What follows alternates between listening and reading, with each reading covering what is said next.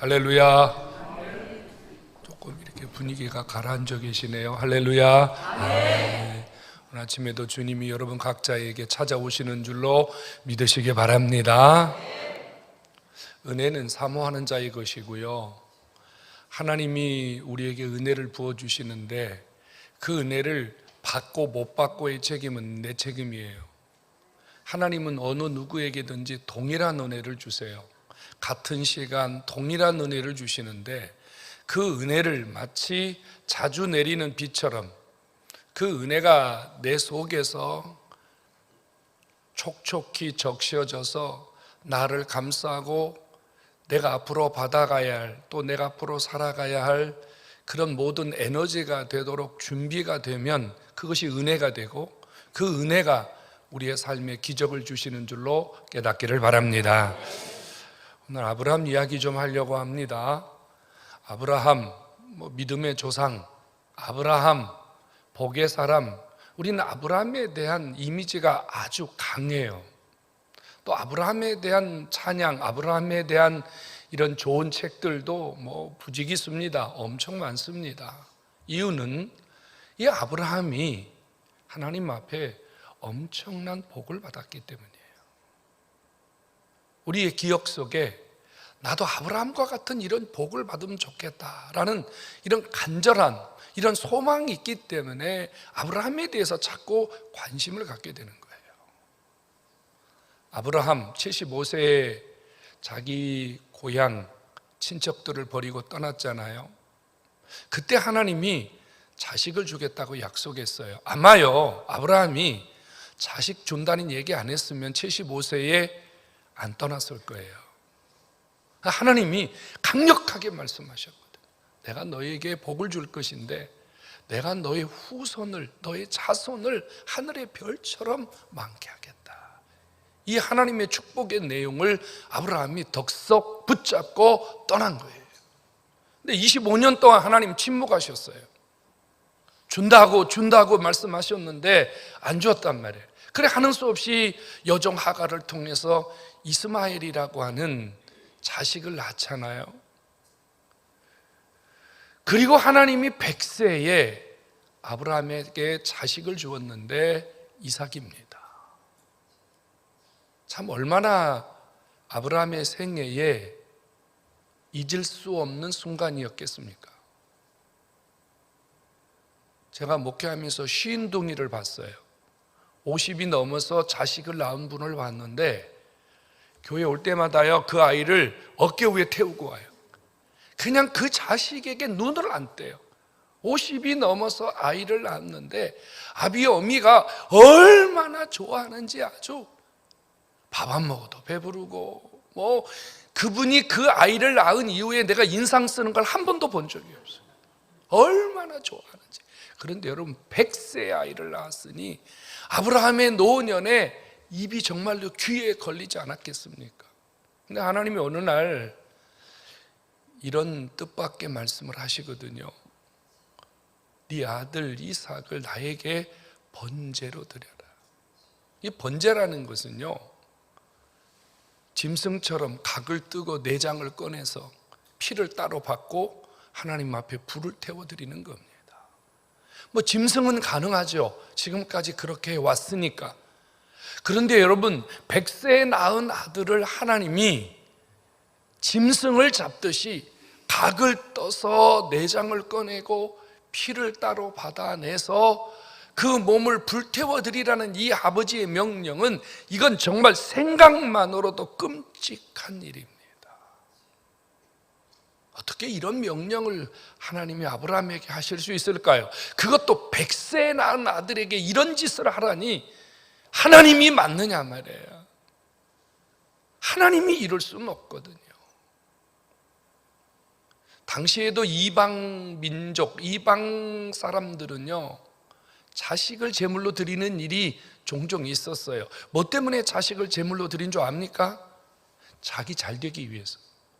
부모가 자기 잘 되자고 자기 자식을 불 속에 집어넣어서 자기 자식을 죽였어요. 세상에 여러분 이런 일이 가능합니까? 사실 정상적인 부모는 어떻게 해요? 나를 죽여서라도 자식이 잘 되게 하는 것이 부모인데 자식을 죽여서 부모가 잘 되려고 한다는 거죠. 왜 그래요? 이게 바로 정상적인 신앙이 아니기 때문에 가능한 거예요. 그런데 하나님은 그런 분이 아니었거든요. 아브라함의 태도가 궁금하지 않습니까? 하나님의 명령을 들은 이 아브라함, 성경은 이렇게 기록합니다. 이튿날이라는 말은 하나님의 명령을 듣고 그 다음날 바로 아브라함이 실천했다는 말입니다. 여러분, 자식을 제물로 드리는 일이 그렇게 서두르고 빨리 하루도 지체 없이 눈 뜨자마자 하나님 앞에 드려야 할 만큼 여러분 이런 일이 속히 행할 일입니까? 근데 아브라함이 이튿날 바로 일어나서 종들과 함께 모리아산으로 가는데 모리아산까지 3일 길이 필요합니다. 자, 한번 생각해 보십시오. 3일 동안 걸어가면서 이제 죽어야 할 자기 자식 아들을 바라봅니다. 밥이 넘어가겠습니까? 잠이 왔겠냐고요. 그 아들을 바라보는 그 아버지의 심정이 어떠했겠습니까?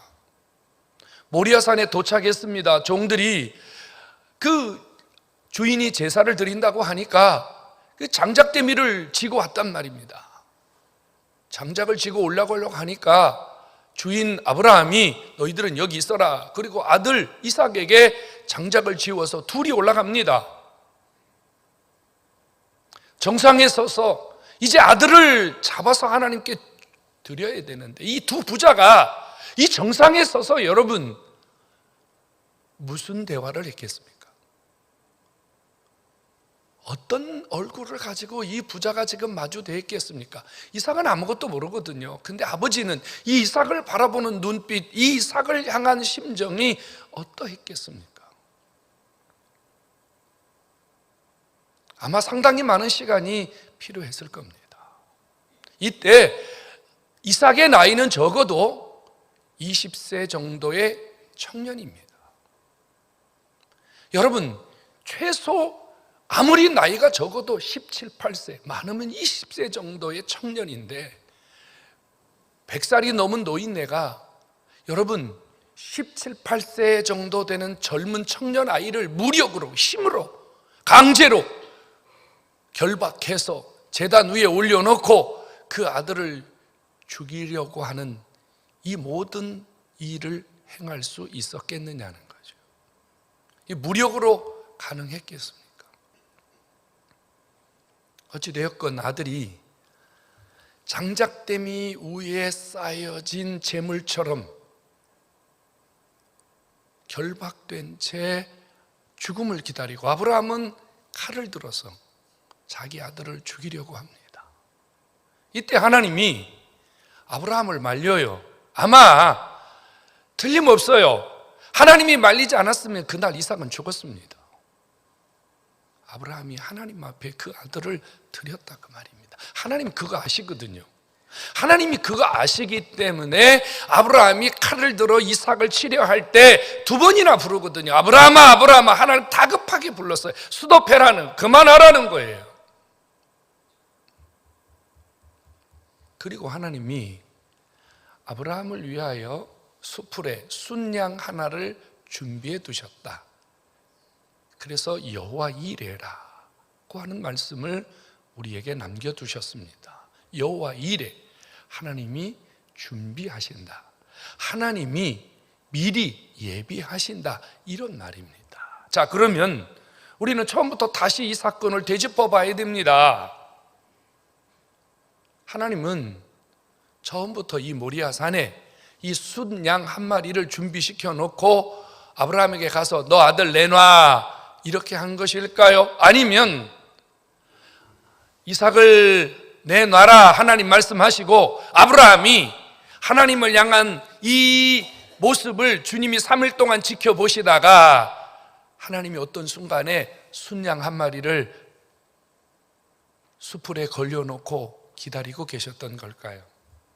하나님이 준비하셨다. 여호와 이레다. 이렇게 말씀하셨는데 주님이 왜 준비한 겁니까?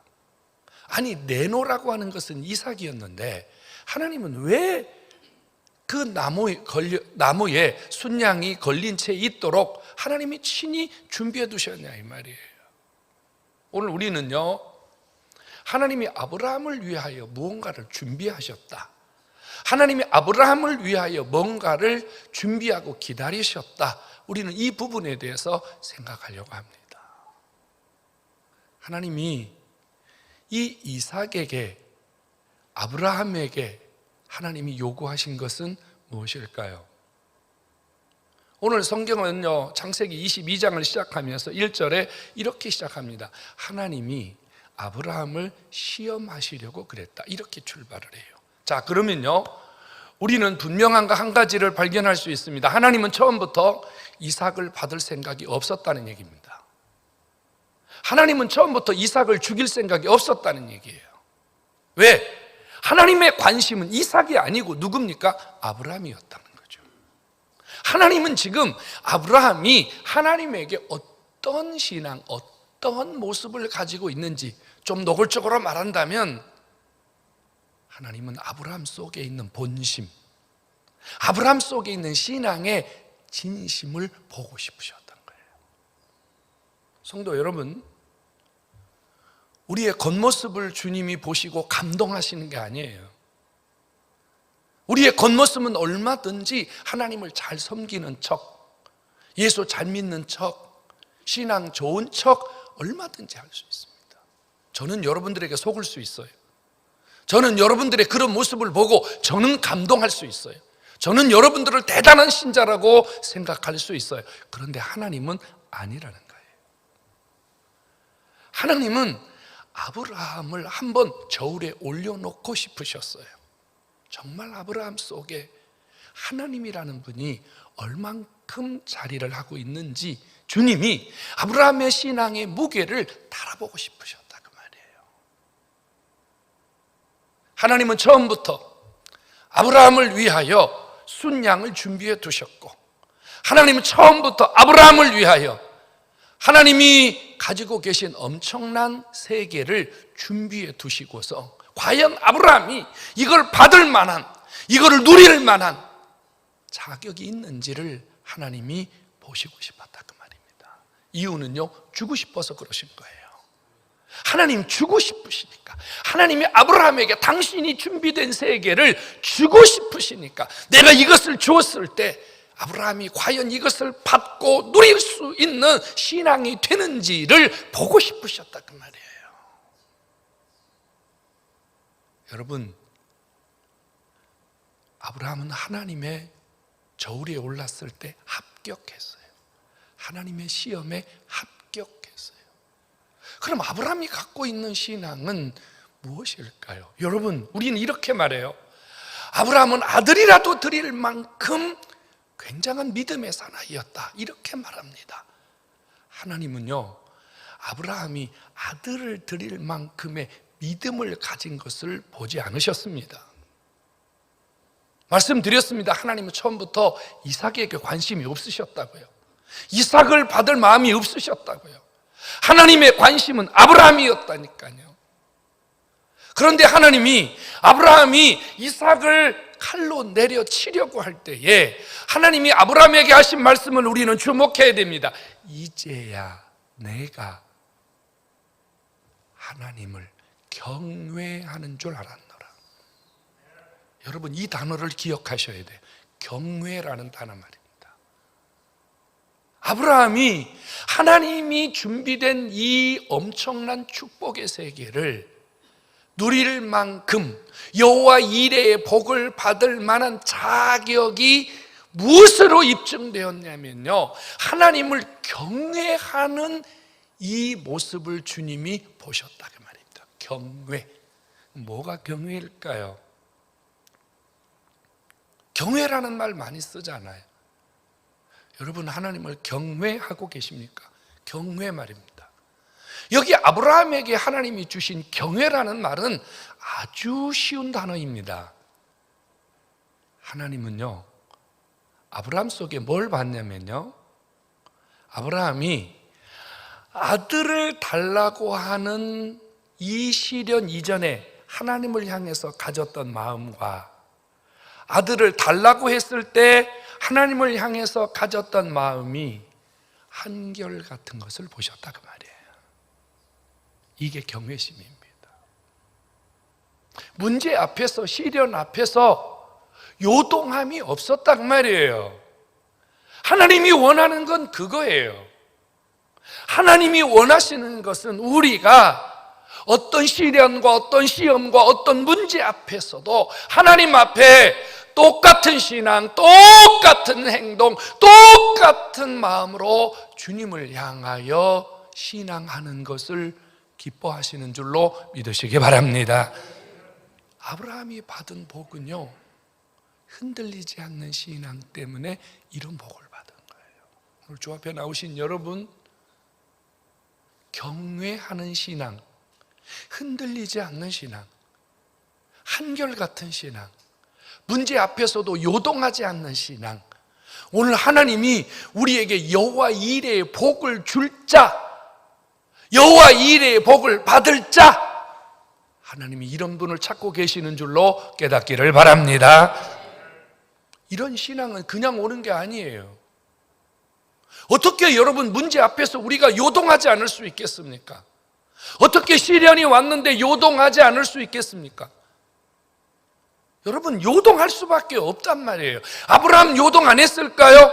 아브라함도 요동했거든요. 아브라함이 아비인데 100세에 낳은 아들을 하나님이 달라고 하는데 어떻게 아브라함의 마음속에 1도 요동이 없었겠냐고요. 그건 AI거나 로봇이지 인간은 그럴 수가 없어요. 여러분, 절대 그럴 수 없단 말이에요. 뭐 해낸 거죠? 아브라함은 하나님을 경외하는 마음을 지켜낸 거예요.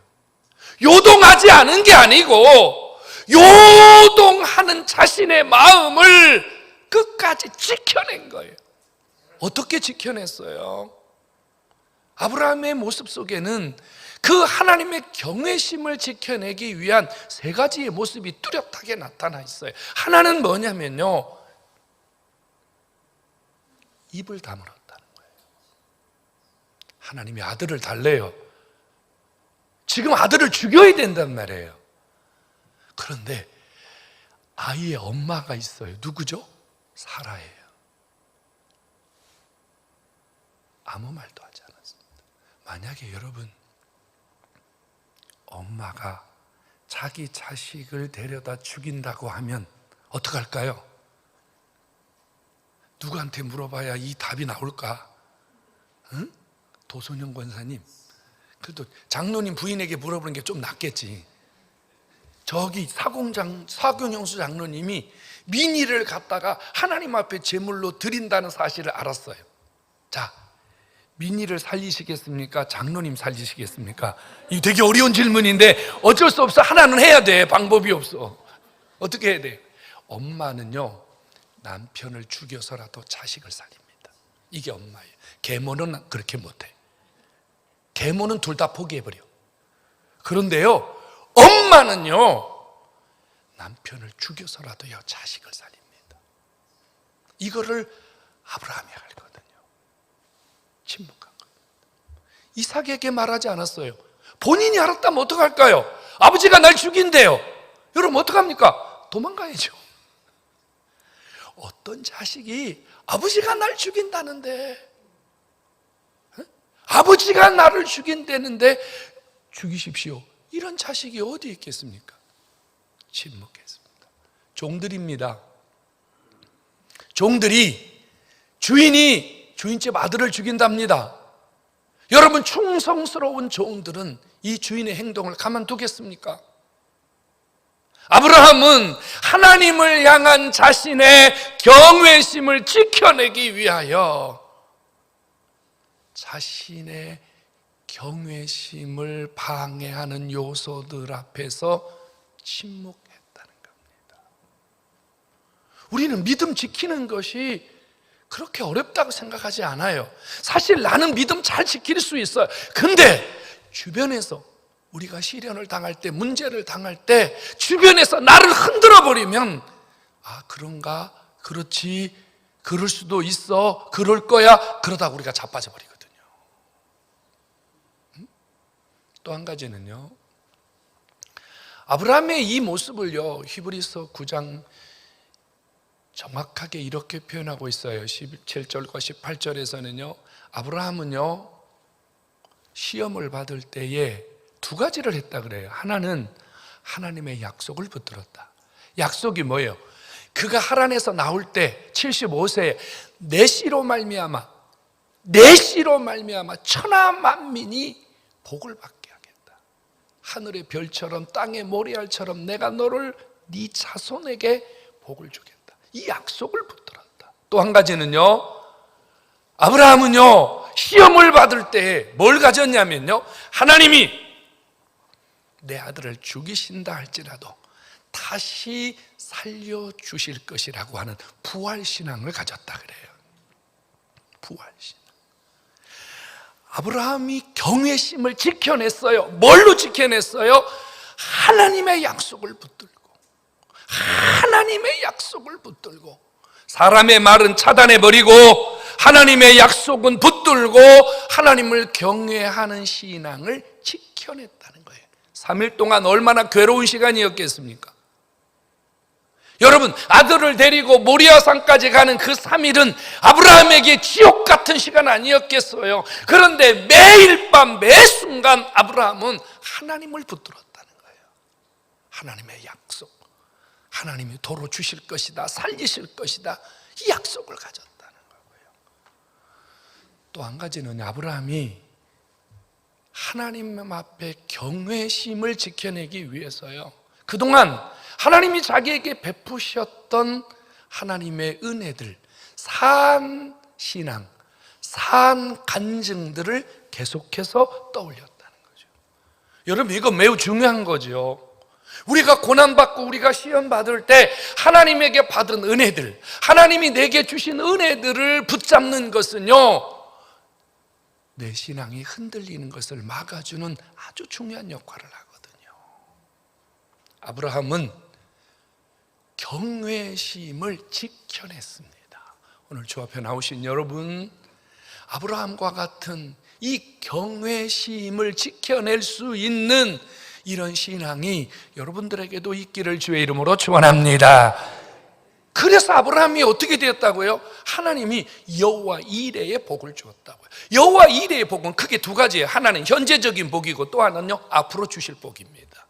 현재적인 복은 두 가지잖아요. 하나, 하나님이 순양을 준비하셔서 당장 아브라함으로 하여금 번제하게 하셨고, 또 하나는요, 이삭을 돌려주심으로, 이삭을 다시 받음으로 그에게 배나 더하는, 그에게 잊을 수 없는 하나님이 놀라운 삶의 기쁨을 주셨다는 사실을 믿으시기 바랍니다.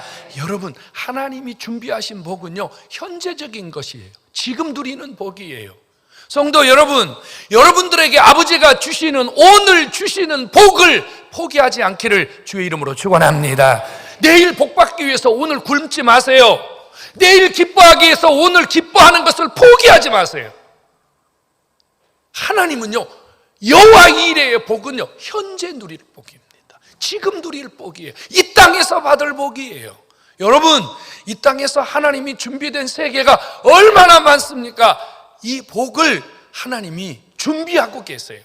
하루하루, 시간 하나님이 여호와 이레, 여러분들을 위해서 준비하신 기쁨과 즐거움과 먹을 것과 마실 것과 누릴 수 있는 이 축복이 하나님을 경외하는 자에게 쏟아지는 복인 줄로 깨닫기를 축원합니다.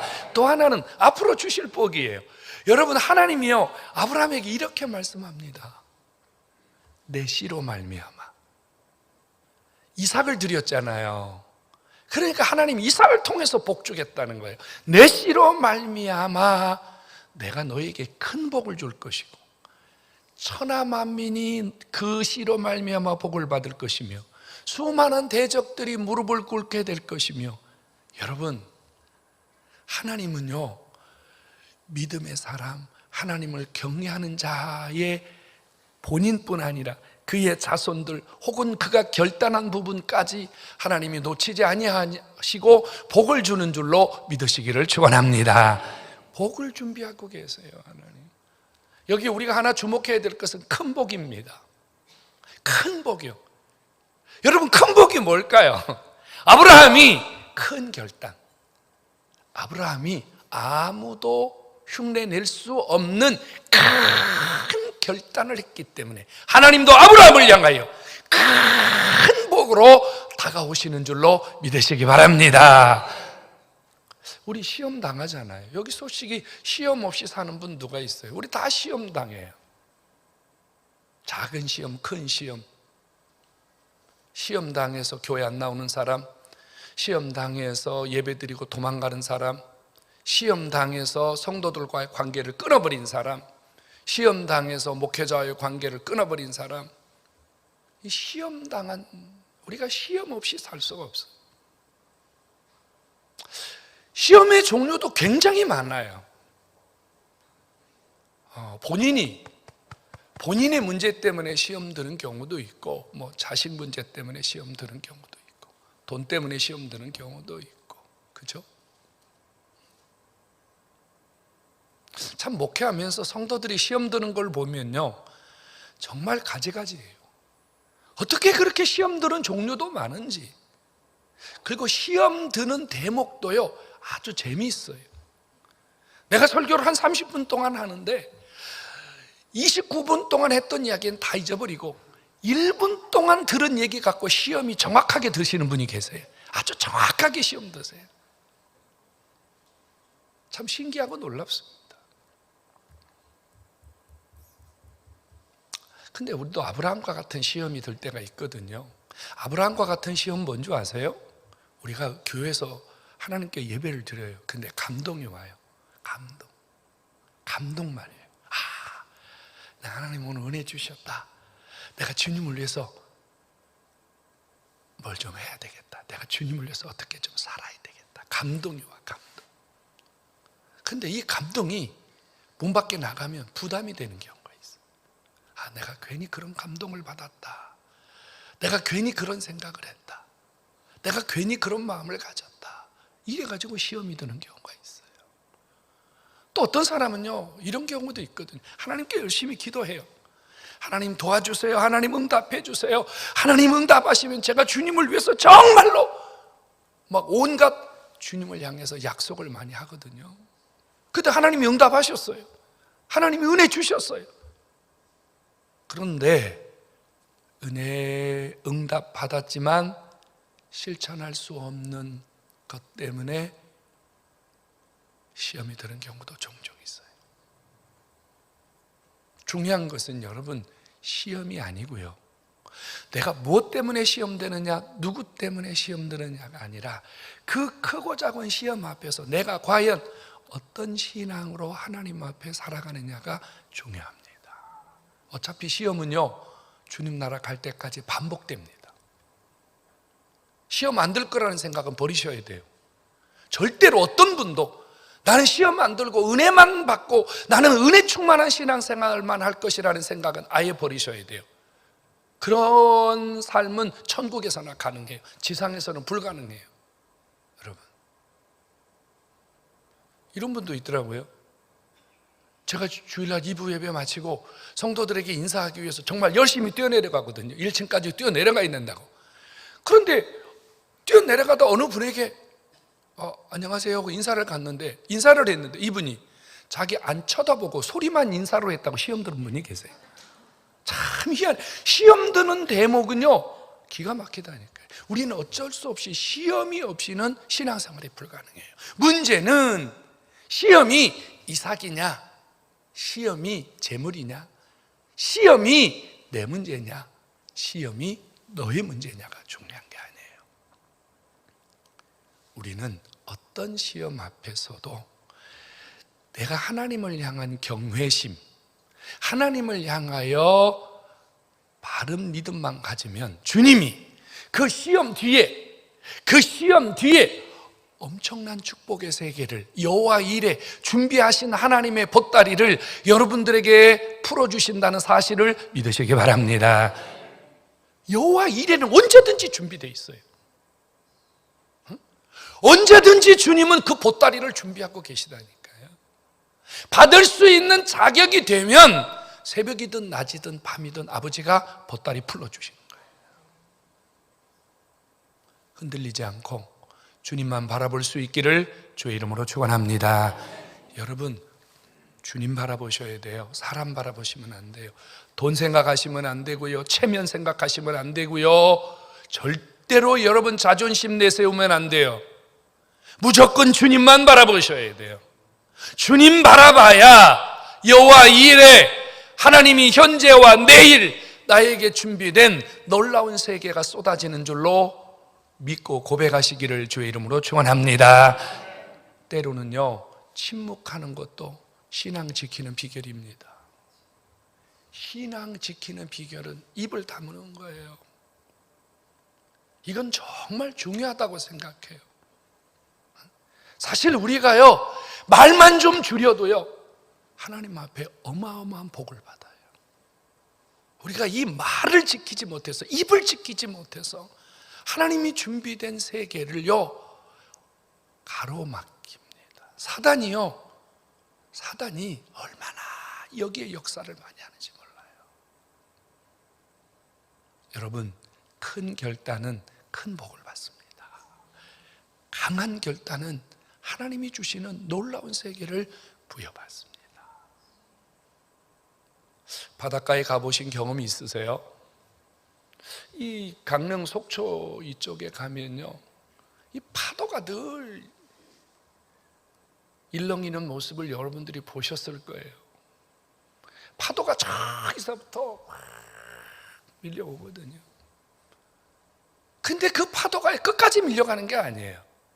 저 멀리서 볼 때는 파도가 집채만하게 몰려오는데요, 해변가에 와가지고는요 아주 잔잔한 물처럼 바뀌어버립니다. 시험은 멀리서 바라보면요 감당하지 못할 만큼 큰 것처럼 보이지만요, 믿음의 사람의 눈앞에 오면요 잔잔한 시냇물처럼 바뀌게 된다는 것을 깨닫기 바랍니다. 여러분, 시험 앞에 도망가 보세요. 저 멀리 오는 집채만한 파도를 보고요 무서워서 도망가 보세요. 도망가면요 그 파도의 높이는 줄어들지 않습니다. 믿음의 사람 앞에 어떤 시험의 파도도 잠잠하지 않을 수 없습니다. 오늘 주 앞에 나오신 여러분, 잊지 마십시오. 시험 뒤에 하나님이 준비하신 세계가 있다는 사실을 잊지 마시기를 바랍니다. 아브라함처럼 중심 잡고 경외심 가지고 현재와 내일 준비된 세계를 아브라함과 같이 받는 이런 복의 사람들 다 되기를 주의 이름으로 축원합니다.